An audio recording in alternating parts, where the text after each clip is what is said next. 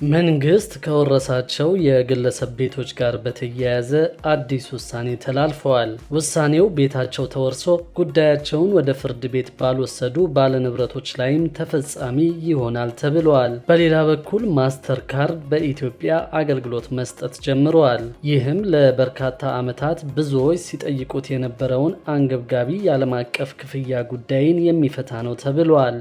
ሰላም ቤተሰቦቻችን፣ መረጃዎቹን የት ሀገርና የት ከተማ ሆናችሁ እየተከታተላችሁ እንደምትገኙ በሐሳብ መስጫው ላይ ጻፉልን። መንግስት በወረሰው የግለሰብ ቤቶች ምክንያት የደረሰባችሁን ተጽዕኖ በተመለከተም በሐሳብ መስጫው ላይ ጻፉልን። አሁን ዝርዝር መረጃዎቹን አንድ በአንድ ወደ እናንተ እናደርሳለን። እስከ መጨረሻው አብራችሁን ቆዩ።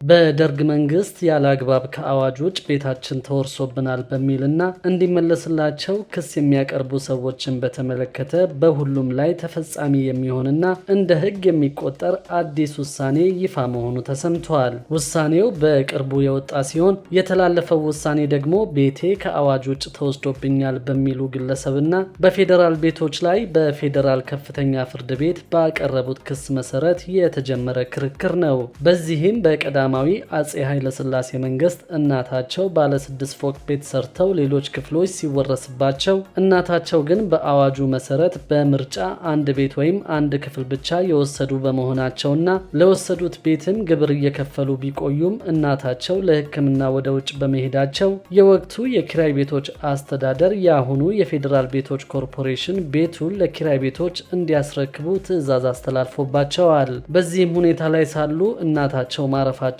በመግለጽ የእናቴ ወራሽ ነኝና እናቴ ግብር ትከፍልበት የነበረውና አሁን በኪራይ ቤቶች የተያዘውን ቤት የመውረስ መብት ስላለኝ ቤቱ ይመለስልኝ የሚል ጥያቄ አቅርበዋል። በዚህም የአራዳ ክፍለ ከተማ የይዞታ አስተዳደር ቤቱን በተመለከተ ቤቱ የመንግስት ነው በሚል ካርታ ያወጣበት በመሆኑ ግለሰቡ ካርታው ይሰረዝላቸው ዘንድ በፌዴራል ቤቶች ኮርፖሬሽን ላይ ክስ አቅርበዋል። የፌዴራል ቤቶች ኮርፖሬሽንም ቤቱ ለከሳሽ መመለስ የለበትም በሚል ተቃውሞውን ያቀረበ ሲሆን ካቀረባቸው ምክንያቶች መካከልም ፍርድ ቤቶች ይህንን የማየት ስልጣን የላቸውም፣ ጉዳዩን መመልከት የሚችለው ዜጎች ቅሬታቸውን እንዲያቀርቡ በወቅቱ ኃላፊነት ተሰጥቶት የነበረው የፕራይቬታይዜሽን ኤጀንሲ ነው የማየት ስልጣን ያለው የሚል ክርክር አቅርበዋል። የፌዴራል ከፍተኛ ፍርድ ቤትም የሁለቱን ክርክር መርምሮ ቤቱ በአዋጁ መሰረት የተፈቀደላቸው ስለመሆኑ ከሳሽም ቅጽ 004 አቅርበው ባለማስረዳታቸው ቤቱ ሊመለስላቸው አይገባም በሚል ውሳኔ ሰጡባቸዋል። ከሳሽም ለፌዴራል ጠቅላይ ፍርድ ቤት ይግባኝ ባይቀርቡም የፌዴራል ጠቅላይ ፍርድ ቤት ይግባኝ ሰሚ ችሎትም ይግባኛቸውን ውድቅ አድርጎባቸዋል።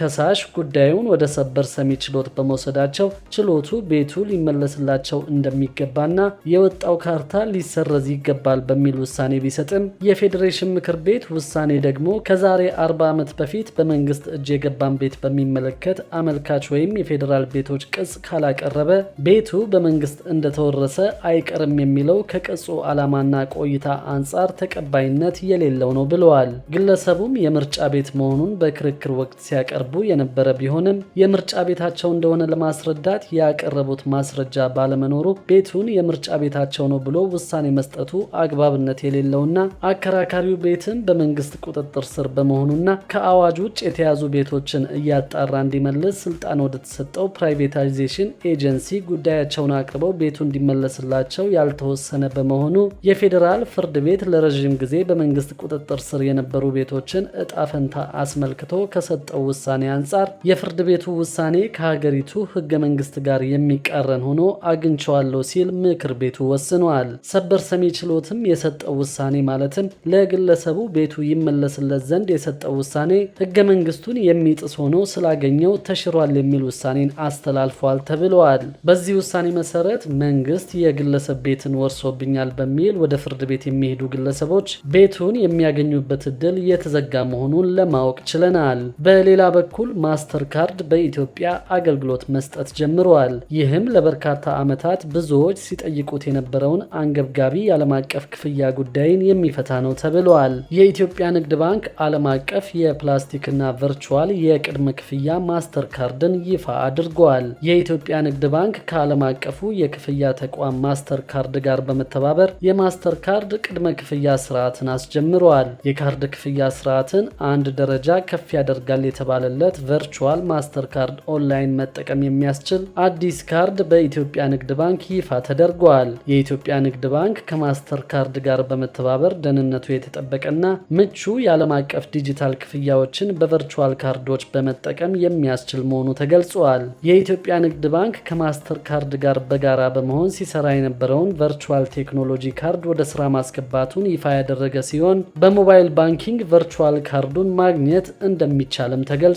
ባንኩ ከማስተር ካርድ ጋር በመሆን ዓለም አቀፍ ግልጋሎትን የሚያስገኝለትን ቨርቹዋል ካርድ ማስጀመሩን በተመለከተ የባንኩ ፕሬዝዳንት አቤ ሳኖ 85 በመቶ የሚሆነው የኦንላይን ባንኪንግ የሚጠቀምበት ደረጃ ላይ መደረሱን ተናግረዋል። ይህም ለዲጂታል ኢትዮጵያ ትልቅ እርምጃ የሚሆን ስራ ነው ሲሉ የባንኩ ፕሬዝዳንት ገልጸዋል። ከ40 ሚሊዮን በላይ ለሚሆኑት ለባንኩ ደንበኞችም ከማስተር ካርድ ጋር የተፈጠረው ግንኙነት ከፍተኛ የሆነ ጠቀሜታ የሚያስገኝ መሆኑንም ገልጸዋል። በጋራ በመሆን ለመስራት ተቋሙ ያደረገውን ስራ ያደነቁት ደግሞ የማስተር ካርድ አፍሪካ ፕሬዝዳንት ማርክ ኤሊዮት ሲሆኑ ለማህበረሰቡ የሚረዳ ቨርቹዋል ካርድ ነው ይፋ የተደረገው ሲሉ ገልጸዋል። ዲጂታል የክፍያ አማራጮችን በማቅረብ ንግድ ባንክና ማስተር ካርድ በፋይናንሻል አገልግሎት ተደራሽነት ላይ ያለውን ክፍተት ለመቅረፍ የላቀ ኢኮኖሚያዊ ተሳትፎን ለማጎልበትና የፋይናንስ አካታችነትን ለማጎልበት የታለመ መሆኑንም ተናግረዋል። የኢትዮጵያ መንግስት በ2025 የዲጂታል ኢትዮጵያን ለመመስረት እያደረገ ያለው ስራ የሚያበረታታ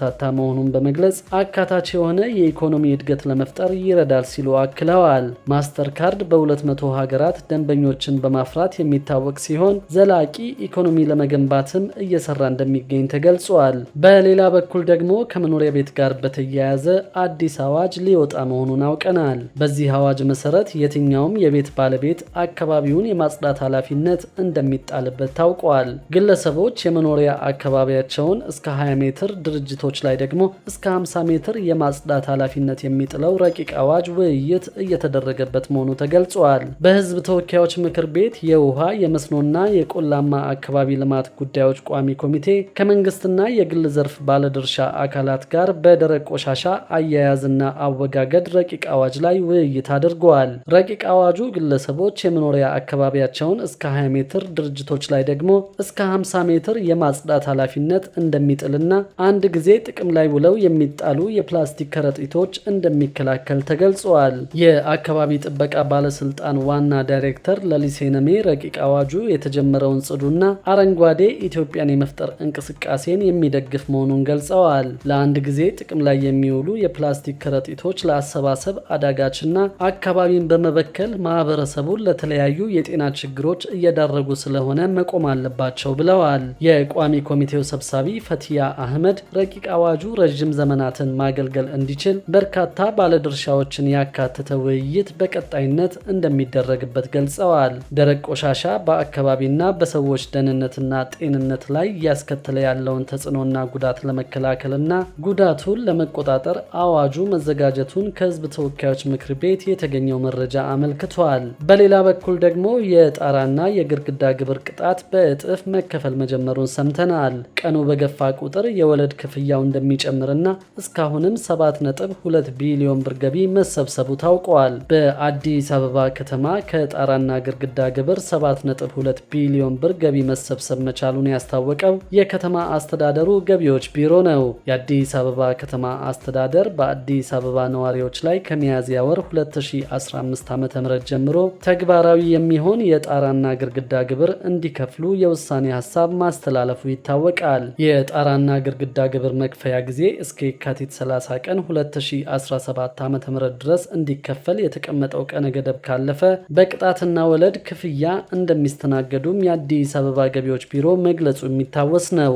የቢሮ የህዝብ ግንኙነት ኃላፊ ሰውነት አየለ እንደገለጹት 475,000 ዜጎች የጣራና ግድግዳ ግብር መክፈል አለባቸው በሚል መለየታቸውን አስታውቀዋል። ከዚህም 433,000 የሚሆኑት ማለትም 91 በመቶ የሚጠበቅባቸውን ግብር ከፍለዋል ያሉ ሲሆን በዚህም 7.2 ቢሊዮን ብር የሚሆን ገቢ መሰብሰብ መቻሉን ተናግረዋል። የተቀሩት 42,000 የሚሆኑ ግብር ከፋዮች በቅጣት የግብር ክፍያው እየተፈጸመ መሆኑን በመግለጽ ቀን በጨመረ ቁጥር የወለድ የወለድ ክፍያው እየጨመረ እንደሚሄድም አሳስበዋል። ቀኑ በጨመረ ቁጥር የሚከፈለው የወለድ መጠን ይጨምራል ያሉት የህዝብ ግንኙነት ኃላፊው አቶ ሰውነት ከ2013 ጀምሮ የሚከፍሉ መኖራቸውን ጠቁመው ከመደበኛው በእጥፍ የሚከፈልበት ሁኔታ መኖሩን አብራርተዋል። የጣሪያና ግድግዳ ግብርን በተመለከተ በበርካቶች ዘንድ ቅሬታ ፈጥሮ የቆየ መሆኑ ይታወቃል። ለዚህ ጥያቄ ከሰሞኑ ምላሽ የሰጡት የአዲስ አበባ ከተማ አስተዳደር ከንቲባ አዳነች አቤቤ